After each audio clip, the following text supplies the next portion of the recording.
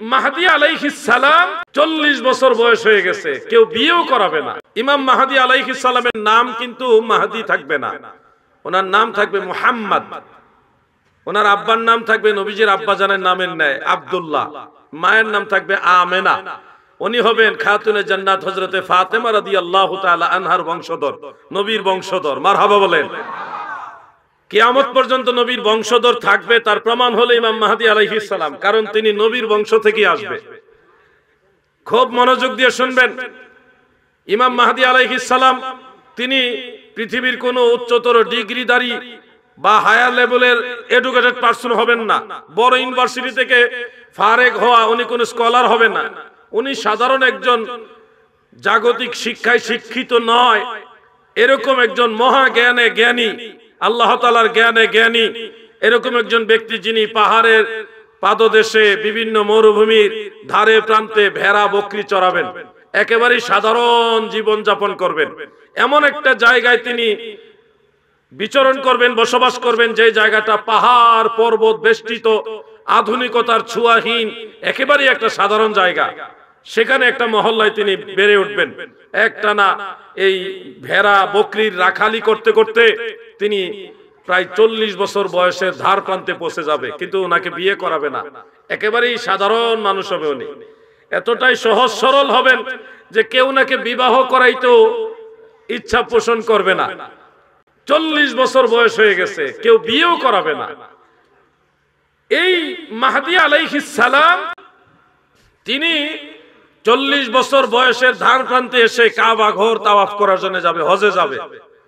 হজ সম্পাদন করতে যখন যাবেন, তো কাবা ঘর তাওয়াফের সময় আল্লাহর আউলিয়া যারা কাবা ঘরে অবস্থান করে তারা ওনাকে দেখে চিনে ফেলবে। কারণ ইমাম মাহদী আলাইহিস সালামকে চিনার কিছু আলামত রয়েছে। উনি যখন কথা বলবেন, ওনার কথার মধ্যে তুতলামু তুতলামু ভাব আসবে, কথা বলতে গেলে কথা বেজে যাবে। এবং এই কথা কেন বেজে যায়, এই জন্য রাগান্বিত হয়ে গুসা করে উনি এই উরুতে আঘাত করবে। এটা ওনার একটা অভ্যাস থাকবে, পবিত্র অভ্যাস। ইমাম মাহদী আলাইহিস সালামের কানের এই লতিটা তুলনামূলক একটু বড় হবে, এইখানে সামান্য পশম থাকবে। ওনার নাকের এই অংশটা খুব তীক্ষ্ণ হবে, লম্বা হবে, এই অংশটা চুক্কা হবে। এবং ওনার কপাল তুলনামূলক একটু বড় হবে। ওনার চুল থাকবে কাঁধ শুয়ে শুয়ে যায় এমন লম্বা, খুব সুন্দর সিল্কি চুল, জান্নাতি চুল। ওনার দাড়িও হবে ওরকম অনেক চমৎকার সুন্দর নুরানি দাড়ি মুবারক। এরপর উনি যখন এই হাত ইয়ে করবে, অন্য সাধারণ মানুষের মতো হাত হবে না, ওনার আঙ্গুল এবং হাত তুলনামূলক একটু বেশি লম্বা হবে। এরপরে উনি যখন হাঁটবে, ওনার সাথে হেঁটে কেউ পারবে না, উনি খুব দ্রুতগামী হাঁটনেওয়ালা হবে। যখন কেউ হাঁটবে, ওনার সাথে হেঁটে কেউ পারবে না, খুব দ্রুতগামী হবে উনি। ওনার দুইটা চোখের এই ব্রু এত সুন্দর হবে, এই ব্রুগুলি মাঝখানে চিকন একটা রেখা দিয়ে একটা আরেকটার সাথে এইভাবে মিলিত থাকবে। এগুলি দেখে ওনাকে আরো সুন্দর দেখা যাবে। এই সুন্দর নুরানি জিসমের অধিকারী হবেন ইমাম মাহদী আলাইহিস সালাম।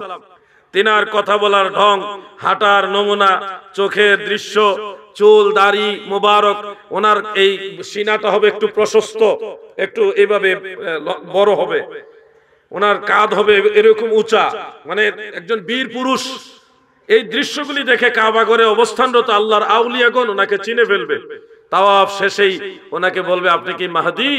উনি কখনোই নিজের থেকে বলবেন আমি মাহদী, উনি বলবে আনা মুহাম্মদ ইবনু আব্দুল্লাহ, আমি আব্দুল্লাহর পুত্র মুহাম্মদ। আমাদের নবীজির নাম মোবারক বিদায় আমরা বলি সাল্লাল্লাহু আলাইহি ওয়া আলিহি ওয়াসাল্লাম। তো এইভাবে বারবার উনি বলবে আমি আব্দুল্লাহর ছেলে মুহাম্মদ, কিন্তু ওই আউলিয়াই কারাম ওনার পিছু ছাড়বে না। তো কিছুদিন ইমাম মাহদী আলাইহিস সালাম মক্কা নগরীতে থাকবে, হজের পরেও কিছুদিন থাকবে। কিন্তু মক্কার মানুষ তৎকালীন সময় এত পরিমাণে পাপাচারে লিপ্ত থাকবে, ধর্মের ব্যাপারে এতটাই অবহেলা করবে, এগুলি দেখে ফাসিকি কাজ দেখে ইমাম মাহদী আলাইহিস সালাম মদিনা শরীফের দিকে রওনা দিবে। মক্কা মদিনার মাঝামাঝি একটা এলাকায় যাওয়ার পরে আরেকটা কাফেলার সাথে ওনার দেখা হবে। ওই কাফেলার প্রত্যেকটা সদস্যই হলো আল্লাহর ওলি, সুবহানাল্লাহ বলেন। তারাও ওনাকে দেখে চিনে ফেলবে এবং ওনাকে ধরে জোর করে আবার মক্কা শরীফে নিয়ে আসবেন। এনে সবাই মিলে চাপ দিয়ে বারবার জিজ্ঞাসা করবে, আপনি কি মাহদী? কোন ক্রমেই তিনি নিজ থেকে বলবেন আমি মাহদি। সুনানু আবি দাউদের মধ্যে উল্লেখ, আকাশ থেকে তখন অদৃশ্য থেকে গায়বী আওয়াজ হবে, হাযা খলিফাতুল্লাহিল মাহদি ফিল আরদে, জমিনের মধ্যে সে আল্লাহর খলিফা মাহদি, তোমরা তার কথা শোনো, তার আনুগত্য করো, তার কাছে বায়াত গ্রহণ করো। সুবহানাল্লাহ বলেন। তখন ইমাম মাহদি বলবে হ্যাঁ আমি মাহদি। এর আগ পর্যন্ত উনি স্বীকার করবে না। এরপরে কাবা ঘরে রুকনে ইয়ামান, ওখানে তিনি দাঁড়িয়ে এই সমস্ত মুসলমানদেরকে বায়াত করাবেন, হাতে হাত রেখে সবাই বায়াত হবেন। এই হলো ইমাম মাহদি আলাইহিস সালাম প্রকাশের মূল ঘটনাটা। বায়াত হওয়ার পরেই মনে রাখবেন এই কথাগুলো, পৃথিবীর এক অংশ মানুষ ইমাম মাহদি আলাইহিস সালামের বিরুদ্ধে যুদ্ধ করতে যাবে, বিশেষ করে ইহুদিরা, এবং খ্রিস্টানের একটা বড় অংশ মুসলমানদের মধ্যে যারা খারিজি, তারা এক হয়ে ইমাম মাহদিকে ভণ্ড ঘোষণা দিয়ে ওনার বিরুদ্ধে যুদ্ধ করতে যাবে, ওনার বিরোধিতা করবে, ইমাম মাহদি আলাইহিস সালামের বিরোধিতা করবে একটা গোষ্ঠী। আরেকটা গোষ্ঠী তারা যাবে ইমাম মাহদি আলাইহিস সালামের পক্ষে। মনে রাখবেন, যারা ইমাম মাহদি আলাইহিস সালামের বিরুদ্ধে যুদ্ধ করতে যাবে, তারা যখন মক্কা মুকাররমার কাছাকাছি একটা বায়দা নামক মরুভূমিতে গিয়ে পৌঁছবে, তখন আল্লাহ তাআলা ভূমি ধস দিয়ে মানুষগুলিকে মাটির নিচে জিন্দা দাফন করে জাহান্নামে পাঠিয়ে দিবে।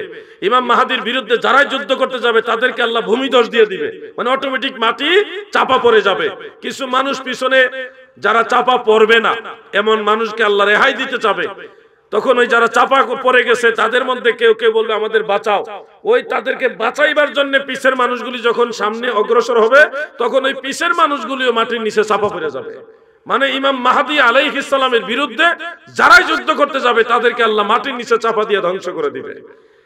আরেকটা গোষ্ঠী যাবে ইমাম মাহদি আলাইহিস সালামের পক্ষে, তারা যাবে খোরাসানের একটা অঞ্চল থেকে।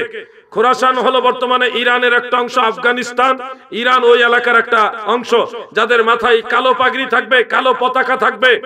এই কালো পাগড়িওয়ালা, কালো পতাকাওয়ালা একটা গ্রুপ, তারা সংঘবদ্ধভাবে বিশাল এক বাহিনী, তারা মক্কা মুকাররমায় যাবে ইমাম মাহদি আলাইহিস সালামের কাছে বায়াত হওয়ার জন্য। আমাদেরকে আল্লাহর হাবিব কি বলেছেন? নবীজি বলেছে, তোমরা যদি মাহদির খবর পাও, সন্ধান পাও, তাহলে বরফের উপরে হামাগুড়ি দিয়ে হলেও ইমাম মাহদির কাছে গিয়ে বায়াত গ্রহণ করবে। কত কঠিন ভাবে বলেছেন। ওই যুবক ভাইরা শোনো, তোমাদেরকে এখন অনেকেই বলে পীর মুরিদি নাই, বায়াত নাই, বলে কিনা? অনেক দল বলে কিনা যে বায়াত, পীর মুরিদি গুলি ভণ্ডামি, বলে কিনা? দেখো, ইমাম মাহদি আলাইহিস সালাম আসার পরেও সবাই ওনার কাছে বায়াত হবে। তার মানে বায়াত যারা ধরে রাখছে এরাই হলো ইমাম মাহদি আলাইহিস সালামের দল। আর বায়াতের বিরোধিতা, পীর মুরিদির বিরোধিতা যারা করতেছে এরা খারেজি, এরা নবীজির দলের লোক না, এরা ইমাম মাহদি আলাইহিস সালামের দলের লোক না, এরা শেষ পর্যন্ত দাজ্জালের দলে যুক্ত হবে। মনে রাখবেন কথাগুলো ভাই আমার। এই খোরাসানের মুসলমানরা ওনার সাথে যুদ্ধ করবেন, ওনার সাথে গিয়ে মিলিত হয়ে কাফের বেঈমানদের সাথে যুদ্ধ করে করে করে করে ছোট ছোট এলাকাগুলি মুসলমানদের আন্ডারে আবার নিয়ে আসবে। এর মাঝে দাজ্জাল প্রকাশ হবে। দাজ্জালের কিছু ঘটনা আপনাদের শোনাইলাম। মরা মানুষ জিন্দা করে ফেলবে, মাটির নিচ থেকে স্বর্ণ, হীরা, মানিক্য এগুলি বের করে দিবে। যেই জমিনে ফসল হয় না, ফসল নষ্ট হয়ে গেছে, এগুলি রাতারাতি ঠিক করে দিতে পারবে। আল্লাহ তার পাওয়ার দিয়ে দিছে। আকাশ থেকে বৃষ্টি হয় না, অল্প সময়ের মধ্যে বৃষ্টি নামায় দিবে। এইভাবে দাজ্জাল অনেকগুলি অলৌকিক ঘটনা দেখাইয়া পৃথিবীর অধিকাংশ মানুষ তার দলে নিয়ে যাবে। এমন একটা অবস্থা যে দাজ্জালের সাথে মোকাবেলা করারও কোনো ক্ষমতা কারো থাকবে না। তখন আল্লাহ তাআলা একটা বর্ণনায় আছে, দামেস্কের মসজিদে বায়দা, ওইটার মিনারের উপরে, ওই মিনারটা আমি দেখে আসছি আলহামদুলিল্লাহ, ওই মিনারের উপরে ঈসা আলাইহিস সালামকে দুইজন ফেরেশতা ডানাতে করে এনে নামাই দিয়ে যাবে। আরেকটা বর্ণনা আছে মসজিদুল আকসা, মসজিদুল আকসার ওই ছাদের উপরে ওনাকে নামাই দিয়ে যাবে দুইজন ফেরেশতা, ওখান থেকে তিনি মই দিয়ে নামবেন। দুইটা বর্ণনাই আছে। তো সেই দুই বর্ণনা মোতাবেক ঈসা আলাইহিস সালাম জমিনে আসবে। তবে অধিকতর নির্ভরযোগ্য হলো ঈসা আলাইহিস সালাম দামেস্কের মসজিদে বায়দার উপরেই নামবেন, কারণ দাজ্জালের মূল আস্তানাই হবে ফিলিস্তিনে। ওখানে দাজ্জাল তার বাহিনী নিয়ে থাকবে, ঈসা আলাইহিস সালাম ওইখানে গিয়া তাকে ঘায়েল করবে। তো তার মানে ঈসা আলাইহিস সালাম যদি দামেস্কে মসজিদুল আকসাতে যায় তাহলে হবে না, ওটা তো দাজ্জালের কেন্দ্র থাকবে তখন। তো মসজিদুল বায়দা দামেস্কে উনি ওখান থেকে অবতরণ করে প্রথমে বাইহাকির সুনানুল কুবরার মধ্যে, মুস্তাদরিকে হাকিমের মধ্যে উল্লেখ রয়েছে, অলি গলি পার হয়ে তিনি সর্বপ্রথম মদিনা শরীফে যাবেন। রওজা মুবারকে কি আল্লাহ রাসূলকে সালাম দিবেন এবং রওজা মুবারকের ভিতর থেকে আল্লাহর নবী ওয়া আলাইকুম আসসালাম বলে ঈসা নবীর সালামের জবাবও দিবেন। আল্লাহর হাবিবের রওজা মুবারকের পাশে একটা খালি জায়গাও রাখা আছে, যেখানে ঈসা আলাইহিস সালাম ইন্তেকালের পরে ওনাকে ওখানে দাফন করা হবে, এখনো সেই জায়গাটা আছে। এবং এটা আব্দুল্লাহ ইবনে সালাম রাদিয়াল্লাহু আনহু থেকে হাসান সনদের হাদিস দ্বারা তিরমিজি শরীফে উল্লেখ আছে, ঈসা নবীর মাজার হবে দয়াল নবীজির রওজা মুবারকের সাথে। ঈসা আলাইহিস সালাম রওজা মুবারক জিয়ারত করে চলে যাবেন মক্কা মুকাররমায়, ওখানে ইমাম মাহদী আলাইহিস সালামের সাথে মিলিত হবেন। এরপর ইমাম মাহদী আলাইহিস সালামের কাছে বায়াত গ্রহণ করবেন। এমত অবস্থায় নামাজের ওয়াক্ত হবে, জামাতের সময় হবে। ইমাম মাহদী আলাইহিস সালাম বলবেন, হে ঈসা ইবনে মারইয়াম, আপনি তো আল্লাহর নবী ছিলেন, আপনি ইমামতি করুন, আমরা আপনার পিছনে নামাজ পড়ব। ঈসা ইবনে মারইয়াম আলাইহিস সালাম তিনি বলবেন, আমি নবী ছিলাম কিন্তু এখন আখিরি নবীর উম্মত হয়ে এসেছি, আপনি আমার মুর্শিদ, আমি আপনার মুরিদ, অতএব আপনি ইমাম, আমি আপনার মুক্তাদি। সুবহানাল্লাহ বলেন। তখন ইমাম মাহদী আলাইহিস সালামের ইমামতিতে ঈসা আলাইহিস সালাম সহ সব মুসলমানেরা কাবা ঘরে নামাজ পড়বে। সেখান থেকে ইমাম মাহদী আলাইহিস সালামের নির্দেশে ঈসা আলাইহিস সালাম বিশাল এক বাহিনী নিয়ে মক্কা শরীফ থেকে রওনা দিবে ফিলিস্তিনের উদ্দেশ্যে, জেরুজালেমের উদ্দেশ্যে। যুদ্ধ করতে করতে ঈসা আলাইহিস সালাম সেই জেরুজালেমের দিকে যখন যাবে, দাজ্জালের সাথে যুদ্ধ করে কেউ পারবে না, কারো ক্ষমতা নাই দাজ্জালের সাথে যুদ্ধ করে জয় বিজয় লাভ করা। কিন্তু ঈসা নবী, ওনাকে আল্লাহ এমন এক মেডিসিন দিয়েছে ওনার নিঃশ্বাসের ভিতরে, ওনার নিঃশ্বাস যখন দাজ্জালের গায়ে লাগবে দাজ্জাল অটোমেটিক মারা যাবে। ওনার নিঃশ্বাসের মধ্যে এমন এক মেডিসিন আল্লাহ দিয়ে রাখছে। সুবহানাল্লাহ বলে। যখন দাজ্জাল তার বাহিনী লইয়া গোটা ফিলিস্তিনে জেরুজালেমে অবস্থান করবে, ওই বাহিনী বিশাল বড় বাহিনী থাকবে, তারা সবাই লাইনে লাইনে দাঁড়াবে ইমাম মাহদী এবং ঈসা আলাইহিস সালামের বিরুদ্ধে যুদ্ধ করার জন্য। এমত অবস্থায় ঈসা নবী জেরুজালেমে প্রবেশ করতেছে, এই সংবাদ যখন প্রচার হবে তখন কি করবে দাজ্জাল?